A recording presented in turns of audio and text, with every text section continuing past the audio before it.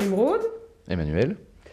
Émeraude, donc engagée dans le monde de l'associatif depuis 25 ans. J'ai décidé de m'engager politiquement parce que il était temps d'agir et de changer les choses et d'y contribuer activement. D'où mon association avec Emmanuel sur les départementales et d'aller jusqu'au bout pour effectivement défendre nos citoyens et notre canton, bien sûr. Sinon, je suis petite jeune chef d'entreprise. J'ai créé ma société il y a bientôt 2 ans et, dans l'audiovisuel, puisque j'ai une formation de journaliste reporter d'image et montage. Et je suis aussi coach postural.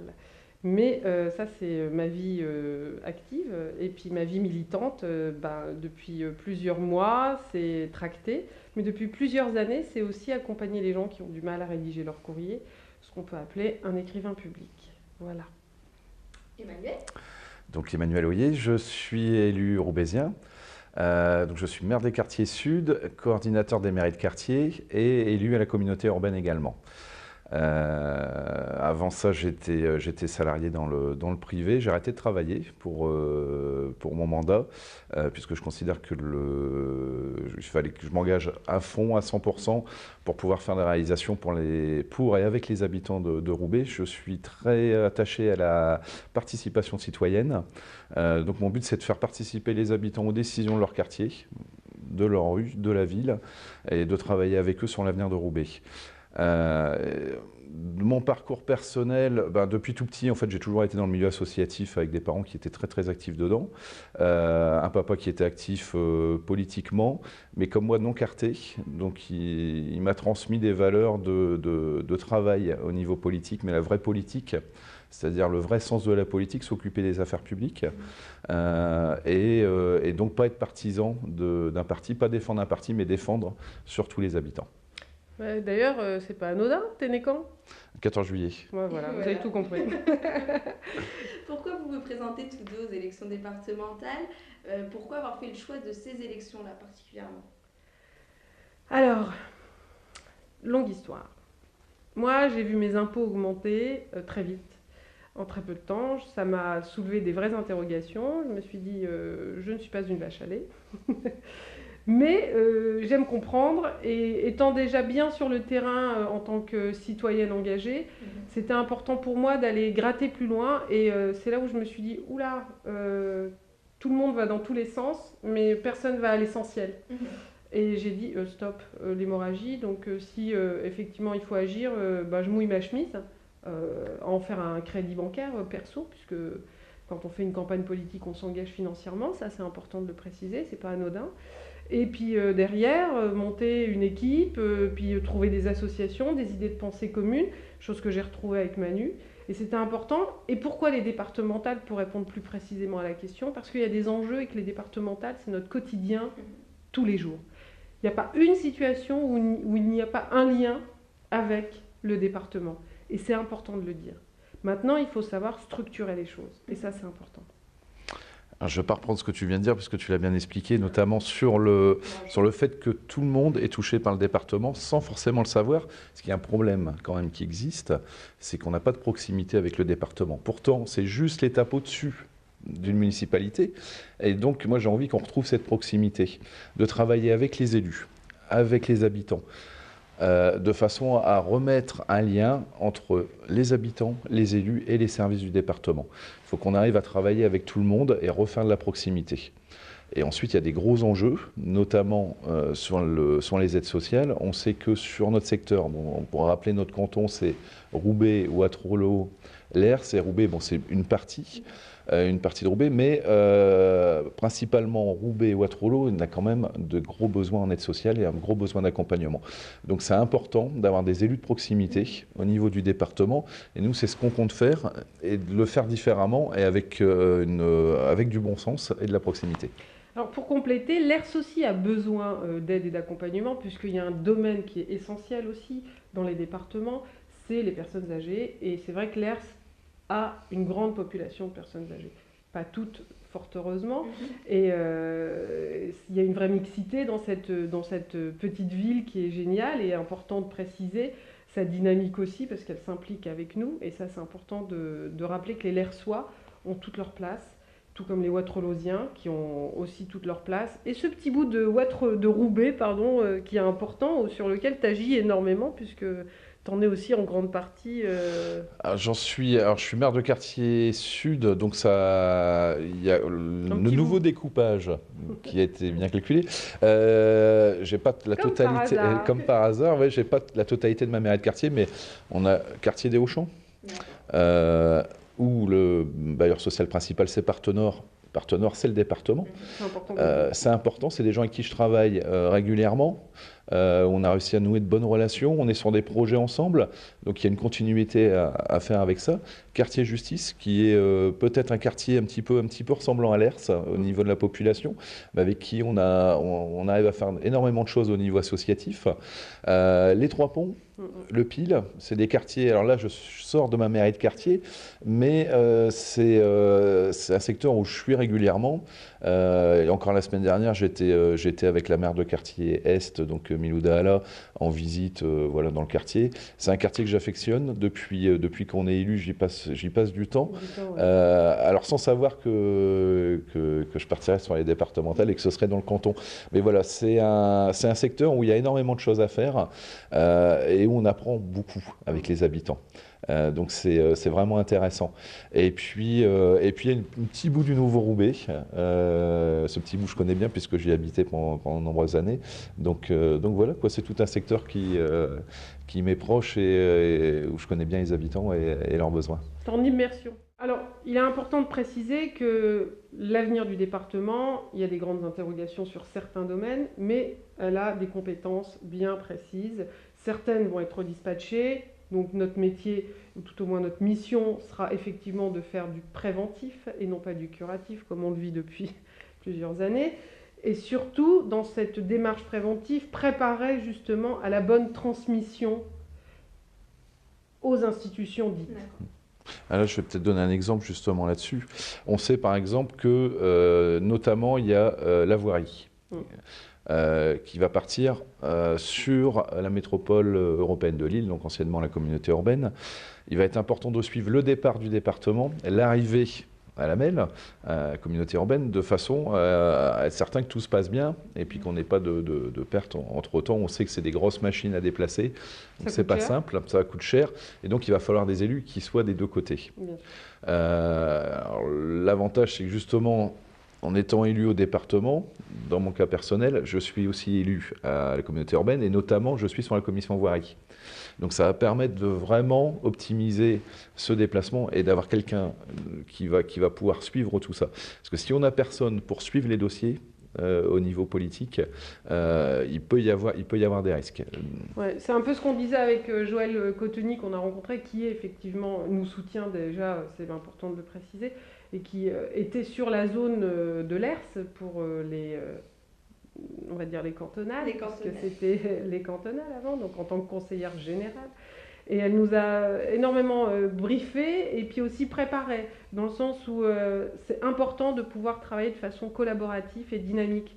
C'est du gain de temps et du gain d'argent, et l'institution telle qu'elle est aujourd'hui, elle est super endettée, donc il faut être très très méticuleux pour ne pas alourdir la charge de nos citoyens. Et il va falloir gérer ça avec bon sens. Oui, ça c'est un des domaines. Ouais. Surtout, le budget est pas simple au niveau du département. On sait que le RSA prend 60% du budget. On sait que la part de RSA continue d'augmenter. La part de l'État baisse, ce qui laisse moins de marge de manœuvre au département pour gérer autre chose que le RSA. Donc il va falloir être très très vigilant. Agir avec bon sens. J'ai une petite anecdote comme ça qui a tout son sens. Mais moi, en étant élu, je fais partie de certaines commissions. Et dans une commission qu'on appelle la commission de sécurité et d'accessibilité, il y a le groupe Baudelaire. Donc il y a un collège, il y a un lycée. Le collège appartient au département. Le lycée, c'est la région. Entre les deux, il y a un ascenseur dans le bâtiment. Et bien la région a pris un contrat de maintenance et le département aussi. Alors, c'est un détail, mais Qui coûte cher. un détail peut-être qui va coûter peut-être, allez, je peux me tromper, mais peut-être 1 000 euros dans l'année.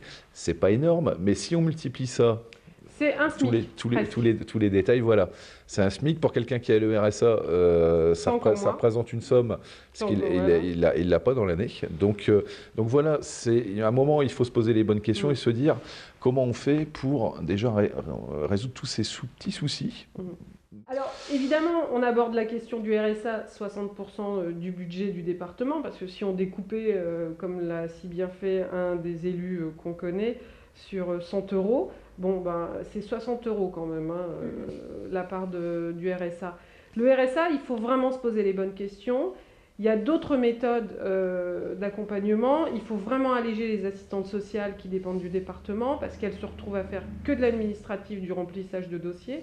Et leur mission, c'est de faire aussi de l'accompagnement, du social. Elles gèrent d'autres domaines dans leur métier, et ça, il faut le respecter et rappeler l'importance de ça. Le RSA, c'est pénible pour tout le monde, à tous les niveaux, il faut le savoir. Et particulièrement pour ceux qui en sont allocataires et qui rêvent de pouvoir retrouver un job, donc une dignité, ce qui est tout à fait normal. Ben voilà, une de nos missions, c'est aussi penser avec eux cette dimension de réinsertion, recréer des dynamiques de réseau, d'implication des entreprises pour pouvoir effectivement optimiser l'emploi et évidemment travailler sur des entreprises d'insertion qui est aussi une nouvelle forme d'approche pour pouvoir créer de l'emploi. Ça, c'est aussi important. Malheureusement, dans le RSA, il y a ceux qui ne pourront pas y échapper parce que leurs conditions ne leur permettent pas autrement, parce que ce sont des personnes âgées ou en situation de handicap. Ça, c'est un support qui est important, c'est une allocation qui les aide dans leur quotidien. Ouais, c'est important cette notion d'accompagnement. Il faut être dans une gestion active du RSA. Exact. On peut pas, ça peut pas être le département peut pas servir de compte chèque où il touche de l'argent et retransmet l'argent comme ça. On a un manque de référents RSA, donc on peut trouver des référents RSA supplémentaires. Alors ok, il n'y a pas le budget. Mais le budget, si on le retravaille bien au niveau RH au département, on va pouvoir le trouver. Il y a 50 Il y a 50 directeurs au département. Et ça fait un petit peu beaucoup. Voilà, donc si on retravaille ça, attention, tu les cibles. Du budget, on va en trouver. Mais voilà, après, c'est une question d'organisation, d'optimisation, de bon sens. Oui. Du budget, on peut en retrouver pour aider vraiment les gens à pu subir le RSA. À savoir que le RSA, il est subi par ceux qui touchent le RSA, puisque l'accompagnement n'est pas optimum. Il est subi par ceux qui payent des impôts. Il est subi par le département. Donc tout le monde le subit sans qu'il n'y ait rien vraiment en face. Derrière. Donc nous, notre objectif, c'est de trouver des solutions et de rentrer dans la gestion active de ce RSA. C'est trop facile de pointer du doigt et de donner des réponses éphémères qui sont impossibles à réaliser, au lieu de se dire, attendez, on pose le cadre, on pose les choses, on structure, et on arrête de se disperser, parce que pendant ce temps-là, il y en a qui souffrent. Et ces gens-là, ils en ont marre de souffrir. Et on en voit effectivement les dégâts par la suite. Alors on change les choses et on se structure, tout simplement. Et on revient encore une fois de la proximité. C'est-à-dire proximité pour les bénéficiaires du RSA, proximité aussi des élus et des services du département, avec les assistantes sociales, avec les référents RSA, avec tout, même à la rigueur, avec d'autres, ça peut être des CCS, etc. aussi, parce qu'eux, ils sont en contact aussi avec les bénéficiaires. Voilà. À un moment, il faut retravailler avec tout le monde, arrêter d'avoir des niveaux partout, parce que ça aussi, 50 directeurs, mais combien il y a de sous-niveaux à chaque fois pour arriver aux gens de terrain. Voilà, il ne peut pas y avoir de transversalité et de remontée d'informations. Donc la descente d'informations n'existe pas. Exactement, on est dans une mécanique, et on l'a vu, pyramidale, et c'est beaucoup trop. Et plus la pyramide est grande, plus les décisions sont longues. Donc repenser aussi toute cette ergonomie-là hiérarchique qui apparemment ne fonctionne pas bien. Et ça, il va falloir agir. C'est important. On va revenir sur la loi de la décentralisation, la réforme sur les collectivités territoriales. Certaines fonctions du département vont être travaillées. Est-ce qu'il y a des prérogatives que vous voulez voir rester au département, que vous voulez que le département garde ? Tant que le département existera, parce que c'est une réalité aussi sur laquelle il va falloir se pencher, accepter aussi cette démarche et ne pas s'accrocher à des mécaniques qui, au bout d'un moment, effectivement, n'ont peut-être plus leur avenir, justement bien préparer ça. Et pour ça, c'est important de s'engager, pour ne pas faire n'importe quoi, essayer d'enliser les choses et de se dire je me raccroche à une bouée. Non, on arrête les dégâts. Donc il y a des choses que le département se doit de garder, effectivement, c'est les personnes âgées, les personnes en situation de handicap. Pour ma part, en tout cas, je trouve ça important. Je pense que Manu, tu me rejoins sur ça. Le RSA, bien évidemment, l'insertion pour l'accompagnement de la remise à l'emploi pour certains, et puis mieux encadrer ceux qui en ont réellement besoin. L'aide à la personne, ça c'est hyper important. Tout ce qui a rapport à la proximité, en fait. Voilà. Tout ce qui touche les habitants au plus proche de leur quotidien, ça, c'est des choses qu'on peut garder au département, parce que le département, on peut encore avoir des structures relativement légères où on peut faire cette proximité. Après, quand on commence à arriver au niveau de la région, ça devient beaucoup plus... voilà, on est plus sur d'autres projets. Tout ce qui est vraiment du quotidien, oui, là, ça doit rester au département. Après, de toute façon, on ne connaît pas l'avenir. Il y a encore des choses qui ont été décidées il y a moins de 15 jours. C'est pas validé, on ne sait pas trop. Voilà. Après, c'est selon aussi les orientations, on pourra prendre les décisions là-dessus. Enfin, on ne prendra pas les décisions puisque ce n'est pas nous qui les prendrons, mais voilà, essayer de défendre des idées, défendre au mieux des idées de proximité et de travail, surtout de travailler différemment. Vous savez, enfin moi je suis jeune élu, toi t'es pas élu, mais on est tous les deux des citoyens engagés depuis longtemps. On a une façon de faire différente, chose que on montre aussi en tant qu'élu roubaisien. Notre équipe essaye de montrer, enfin fait des choses différemment. On n'est plus dans de la politique politicienne, on est dans la politique de proximité. Voilà, il y a une façon de faire différente, il y a une façon aussi de travailler différemment avec tout le monde. On n'est pas là pour défendre un parti, on est là pour défendre les habitants. Et le but, c'est ça. Je suis d'accord avec toi. On remet un peu l'église au milieu du village. Il y a aussi un domaine sur lequel on n'en a pas parlé, mais il est important, c'est les assistantes maternelles. Il faut vraiment les accompagner parce que nos petits loups, ils ont besoin d'un encadrement sécurisé et elles doivent avoir les moyens de pouvoir travailler dignement. Et parfois, c'est pas facile. Et sur mon parcours de tractage, j'ai rencontré une dame qui, au niveau voirie, ça la mettait en danger de pouvoir obtenir son agrément. Et elle avait toutes les conditions chez elle pour pouvoir accueillir des enfants. Et c'est là où on se dit, il y a un problème. Et il faut agir à tous les niveaux. Et pour revenir sur nos engagements, on est conscient que les départementales, c'est le citoyen, c'est l'environnement, c'est notre quotidien, c'est mon voisin, c'est vous, c'est nous. Ça, c'est important. Et et je me permets cet aparté, je vois certains prospectus trop généralistes et pas du tout identifiés sur la zone qu'on doit défendre. Je trouve ça grave.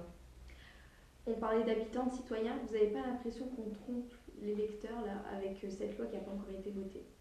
Alors, pour revenir à cette loi qui vous préoccupe beaucoup et qui nous interroge, comme par hasard, on l'a fait voter après les départementales. Qu'est-ce qu'il faut dire de plus ? Emmanuel, votre point de vue sur ça ? Ah ben on est tout à fait d'accord. Emeraude, elle vient de très très bien résumer la situation.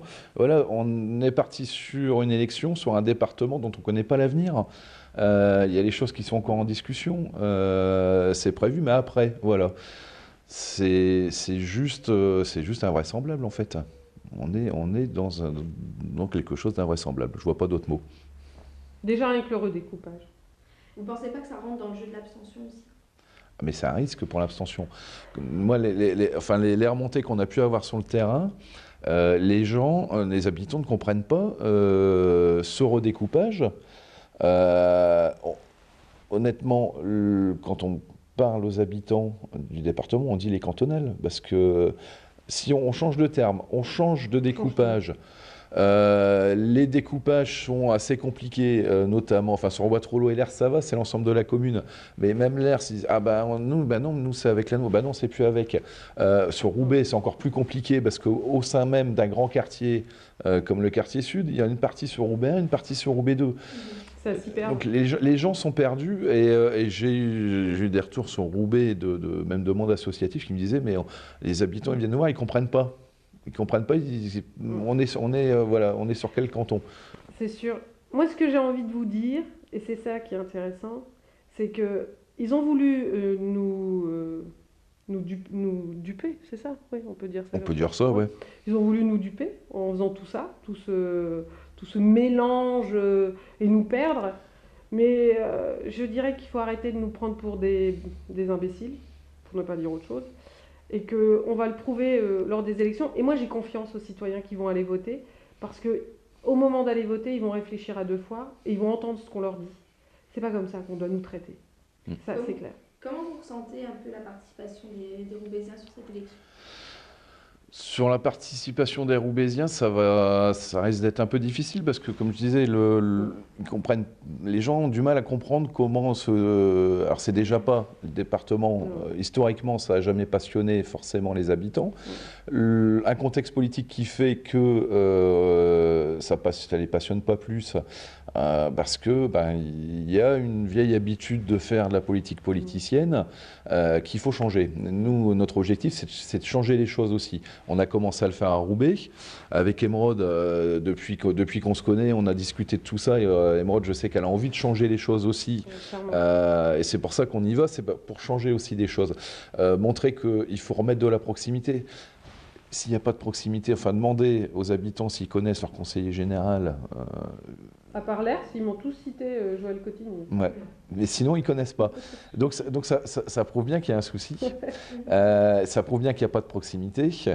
Et tant qu'on ne sera pas sur, les politiques ne seront pas sur les besoins quotidiens des habitants, on a toujours ce risque d'abstention. Il faut redonner aux habitants la confiance aux politiques, la dignité, leur redonner l'envie de s'intéresser à la politique. Voilà, c'est tout un travail à faire par les élus au quotidien. C'est un travail qu'on a démarré il y a 1 an.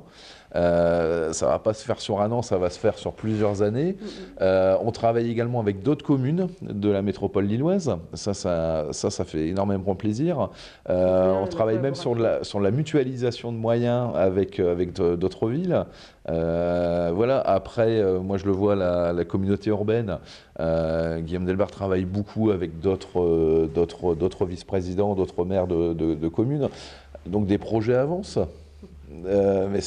Voilà, c'est tout simple. C'est déjà, voilà, déjà. Il y a des choses qui se font. Voilà. Et puis c'est vrai que la moyenne d'âge, elle est quand même un petit peu plus basse. Mais voilà, c'est pas pour dénigrer des personnes qui seraient plus âgées, qui ont de l'expérience. Ça c'est très bien. Mais on a un avantage, c'est que entre guillemets, on est de la vraie vie. On sait ce que c'est que d'avoir une famille, d'avoir des enfants, d'aller travailler, d'avoir une fin de mois. Passer par la case chômage aussi, oui. On n'est pas, connaître les fins de mois difficiles, on connaît aussi. Donc voilà, quoi, on est au plus proche des habitants de leur vie, en fait. Et du coup, on comprend mieux. On comprend mieux les difficultés. Parce que si on ne comprend pas les difficultés en tant que politique, voilà, ça ne peut pas fonctionner. Et du coup, les habitants ils disent « Mais pourquoi je vais aller voter ?» C'est des gens, voilà, déjà, il faut leur redonner l'envie. Aujourd'hui, on le voit sur le terrain, quand on leur parle de eux, qu'on recentre les choses sur « je vous vois, vous me voyez, on existe, donc on doit agir ». Ensemble, on peut faire beaucoup de choses.